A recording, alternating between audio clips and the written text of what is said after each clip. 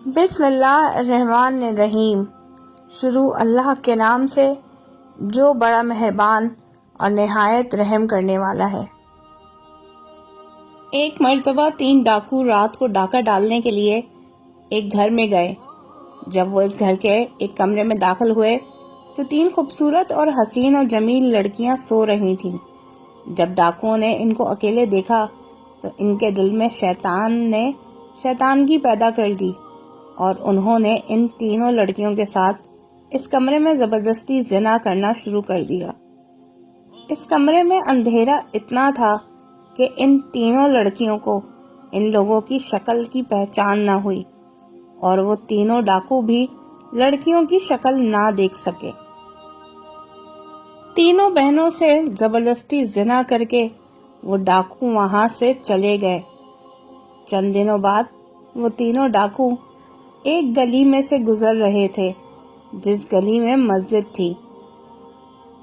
اس مسجد میں امام صاحب تقریر فرما رہے تھے کہ زنا انسان پر ایک ایسا قرض ہے جو انسان کو ہر حالت میں ادا کرنا پڑتا ہے، لیکن اگر کوئی انسان اللہ کے دروازے پر توبہ کر لے تو اللہ تعالیٰ اس کے قرض کو زائل کر دیتا ہے، لیکن شرط یہ ہے کہ سچے دل سے توبہ کرو۔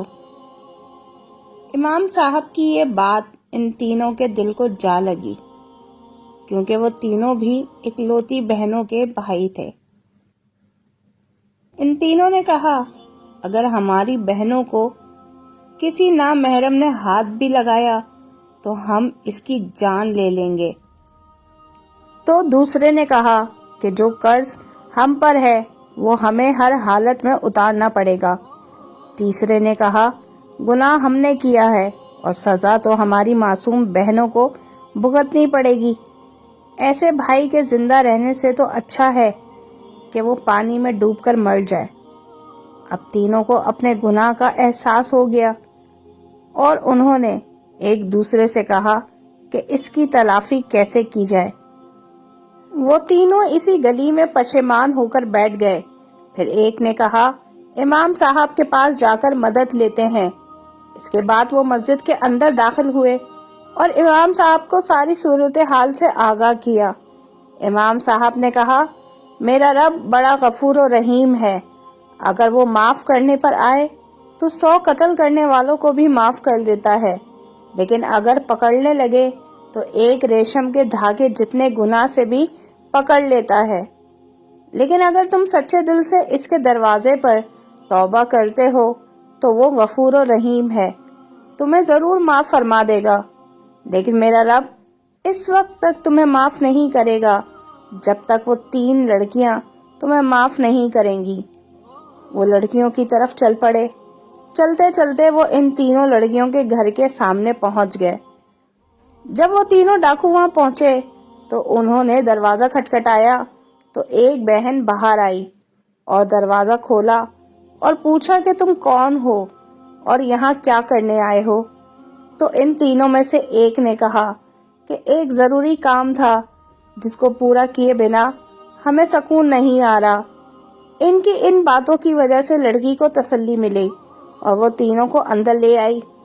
جب وہ اندر داخل ہوئے تو باقی دونوں بہنیں رو رہی تھیں، تو انہوں نے پوچھا کہ تم کیوں رو رہی ہو اور کیا تمہارے ماں باپ نہیں؟ تو انہوں نے کہا کہ ہمارا ایک بزرگ باپ تھا، ایک رات وہ کسی کام سے باہر گیا تو 3 ڈاکوؤں نے ہم پر حملہ کر دیا اور ہم تینوں کو اکیلا پا کر ہمارے ساتھ زبردستی کی، اور جب یہ خبر ہمارے بوڑھے باپ نے سنی تو وہ یہ برداشت نہ کر سکا اور وہ اسی وقت اس دنیا سے رخصت ہو گیا۔ یہ سن کر ان تینوں میں سے ایک بولا کہ تم ان 3 آدمیوں کو جانتی ہو جنہوں نے تمہارے ساتھ یہ ظلم کیا؟ تو ان تینوں نے کہا، اندھیرے کمرے میں جب انہوں نے ہم سے زبردستی زنا کیا تو ہم ان کی شکل نہ پہچان سکیں۔ اگر آج وہ ہمارے سامنے آ جائیں اور ہم ان کو پہچان لیں تو ہم ان کے ٹکڑے ٹکڑے کر دیں گے، اور اس کے بعد ہم اپنے پیٹ میں پلتے ہوئے ان کے بچوں کو بھی قتل کر دیں گے، کیونکہ جن کے نامعلوم باپ کا کردار ایسا تھا تو بڑے ہو کر وہ بہت بڑے مجرم بنیں گے۔ یہ سن کر ان تینوں میں سے ایک ڈاکو نے کہا کہ اس رات تم سے زبردستی زنا کرنے والے ہم تینوں تھے۔ یہ سن کر ان تینوں کے پیروں تلے زمین نکل گئی، اور ایک بہن نے ایک خنجر اٹھایا اور ایک ڈاکو کی گردن پر رکھ دیا اور کہا کہ تمہاری وجہ سے ہم نے اپنے بوڑھے باپ کو کھو دیا اور ہمارے کردار کو تم نے خاک میں ملا دیا، اب تمہارا اس دنیا میں رہنے کا کوئی حق نہیں۔ تو دوسرے نے کہا کہ واقعی ہم سے بہت بڑا گناہ ہوا ہے، لیکن ہم اس کی تلافی کرنے کے لیے ہی تمہارے پاس آئے ہیں۔ اگر ہم اپنے گناہ کی توبہ نہ کرتے تو ہم دوبارہ اس گھر میں کیوں آتے اور اپنے گناہ کے بارے میں بھلا تم کو کیوں بتاتے؟ یہ سن کر اس نے کہا کہ تم اپنی غلطی کی اصلاح کیسے کر سکتے ہو؟ تو انہوں نے کہا کہ ہم تم تینوں بہنوں سے شادی کریں گے اور اسی طرح ہم اپنے بچے کو ایک باپ کا نام دیں گے۔ پھر وہ لڑکیاں بھی ان کی اس بات پر رضامند ہو گئیں اور ان سے شادی کرنے کے لیے تیار ہو گئیں۔ لیکن تھوڑی دیر بعد ان ڈاکوؤں میں سے ایک ڈاکو نے کہا کہ ہم نہیں جانتے کہ ہم میں سے کس ڈاکو کا کس لڑکی کے پیٹ میں بچہ پل رہا ہے۔ یہ بات سن کر سب پریشان ہو گئے۔ تھوڑی دیر سوچنے کے بعد انہوں نے کہا ہم امام مسجد کے پاس چلے جاتے ہیں اور انہی سے اس مسئلے کا حل نکلوا لیتے ہیں۔ پھر ایک نے کہا کہ ہم امام صاحب کو یہاں بلا لیتے ہیں۔ ان دونوں نے اس بات پر اتفاق کیا۔ پھر ایک ڈاکو امام صاحب کو لے کر حاضر ہوا اور امام صاحب کو تمام صورتحال سے آگاہ کیا۔ تھوڑی دیر سوچنے کے بعد امام صاحب نے کہا کہ ان تینوں ڈاکوؤں کو ایک لائن میں کھڑا کر دو۔ وہ تینوں ڈاکو امام صاحب کے کہنے پر ایک لائن میں کھڑے ہو گئے اور پھر ایک لڑکی کو کہا کہ تم ان تینوں کے سینے سے ناک لگا کر خوشبو سونگھو، کیونکہ جب تم ان تینوں کے قریب جاؤ گی تو تمہیں ایک عجیب و غریب خوشبو محسوس ہوگی، کیونکہ ہر مسلمان چاہے جتنا ہی گنہگار کیوں نہ ہو، اگر اس نے کلمہ پڑھ لیا ہو تو اس کے جسم سے ایک عجیب و غریب خوشبو نکلتی ہے، اور وہ خوشبو ہر ایک میں مختلف ہوتی ہے، اور جب تم ان تینوں میں خوشبو سونگھو گی تو تمہیں محسوس ہوگا کہ اس دن کون سا ڈاکو تمہارے قریب آیا تھا۔ یہ سن کر وہ تینوں بڑے حیران ہوئے، اور پھر ایک لڑکی تینوں کے قریب گئی اور خوشبو سونگھنے کے بعد کہا کہ امام صاحب مجھے پتہ چل گیا ہے کہ اس رات کون سا نوجوان میرے قریب آیا تھا۔ پھر امام صاحب نے اس لڑکی اور لڑکے کو علیحدہ بٹھا دیا اور پھر دوسری لڑکی کو کہا کہ ان دونوں میں سے چیک کرو اور پھر بتاؤ کہ ان میں سے کون سا شخص تھا جو تمہارے قریب آیا تھا۔